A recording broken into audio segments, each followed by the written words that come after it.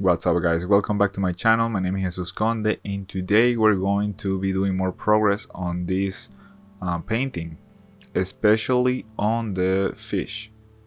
We're going to be painting a lot of fish today.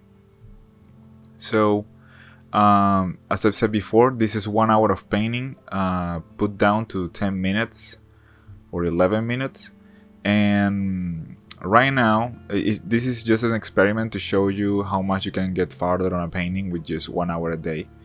And in this case, I had to make progress on the fish because I was leaving that for like the end, and the painting is coming along already. It's starting to look good enough for me, but the fish were also really sketchy. So as you can see, I have my references on the left. These koi fish are really beautiful and has a lot of interesting details. And I'm not too worried about doing exactly the same thing, like making it perfect as a reference.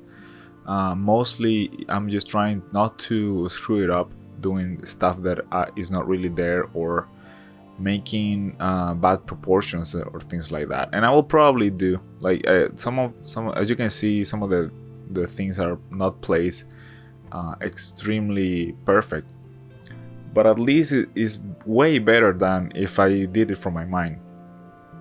I really don't know how these fish look like.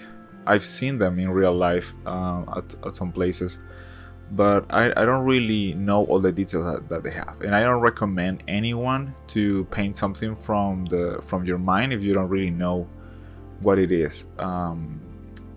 Usually when I paint from my mind is because it is something that is so weird and different from real life that you kind of get some kind of a permission to do something completely random and different, like a spaceship or whatever, something that is not really based on anything. And even there, you can base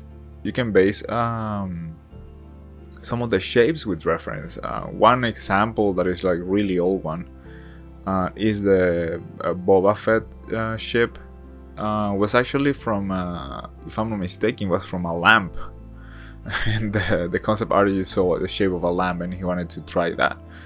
Or a light post was something like that. It was on the street, and that was really interesting.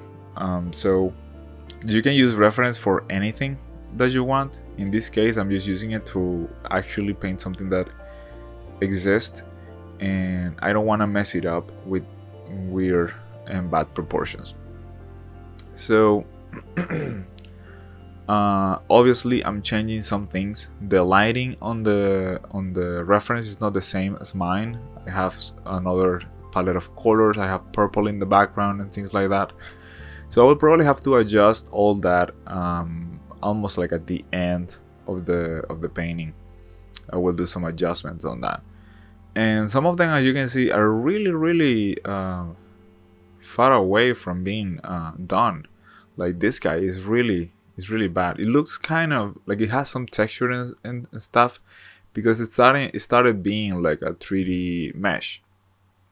Not that the 3D mesh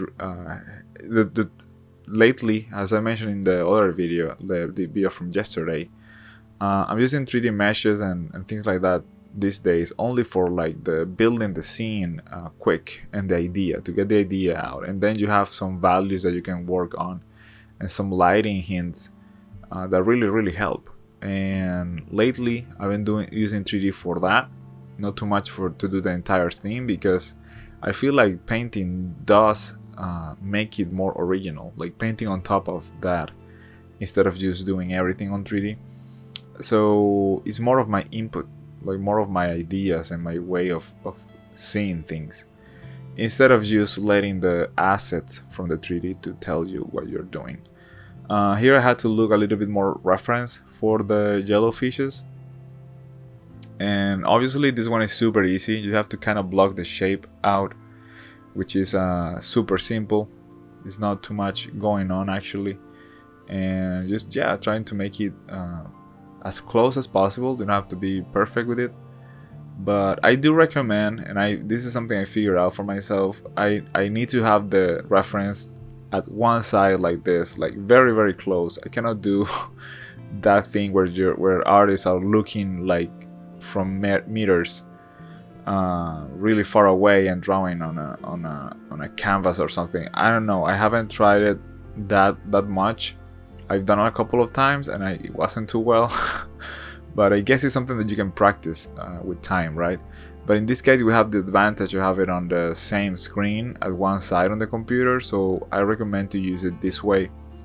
If you don't know how to divide your screen like this, there's a link in the description that teaches you how to do that. I recommend you to watch that video.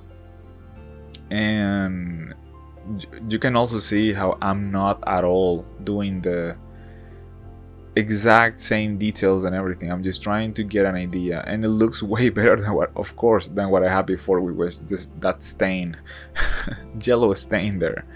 Somebody from far away could say, "Oh, that's a fish," because the gear is in water, right? Like you could kind of tell that just because of the environment and all that. You can say that if you're looking for far away, but if you get close, and especially this painting that is gonna be sold later, you're gonna have detail there. You're gonna just do some scribbles and expect to be kind of like taken seriously,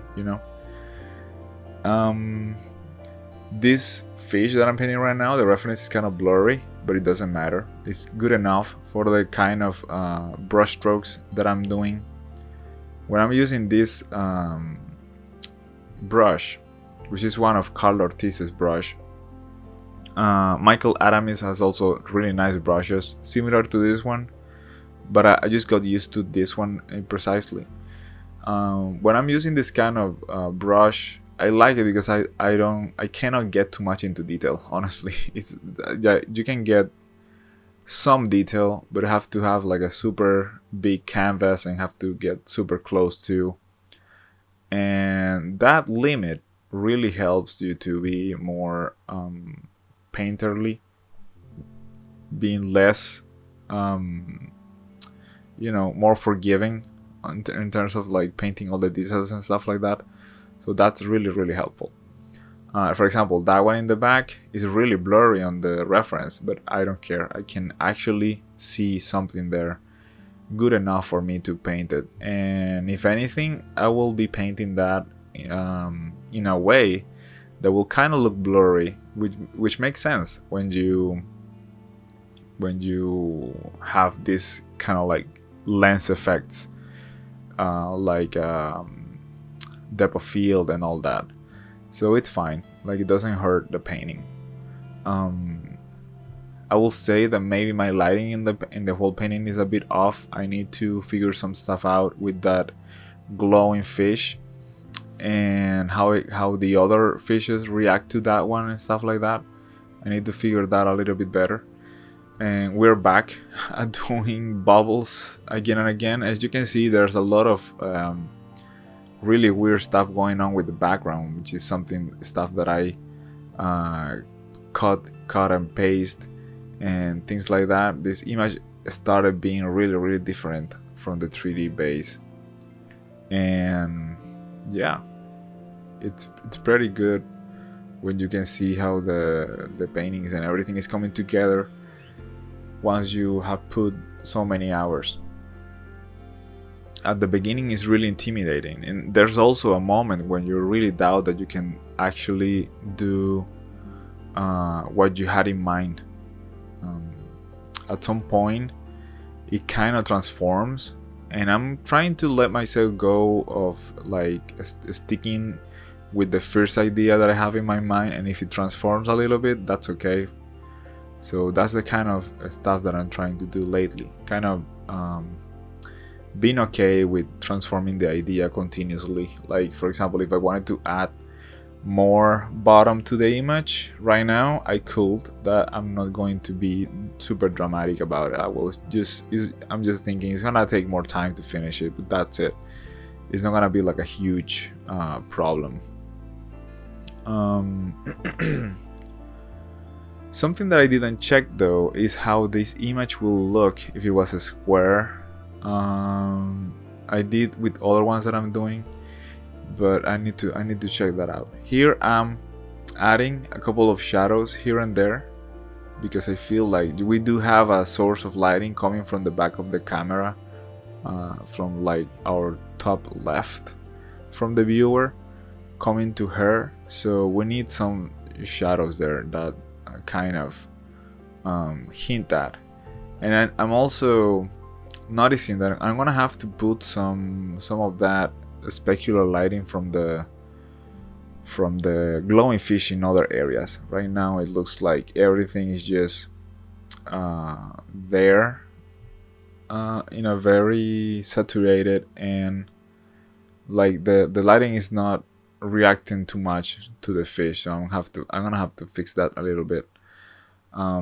Mostly the only thing that is kind of reacting to is the chest of the girl, so that part is fine, but I'm gonna have to do some changes there. I have to do that. Other than that, this painting is kind of finished. I do need to fix a lot of the back of the spine, especially towards the neck. It looks too simple. I need to do more detail there to make it look more believable. But that's the progress for today, guys.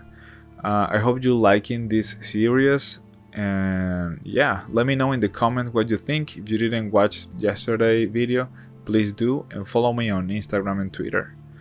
Goodbye, guys. Have a good day.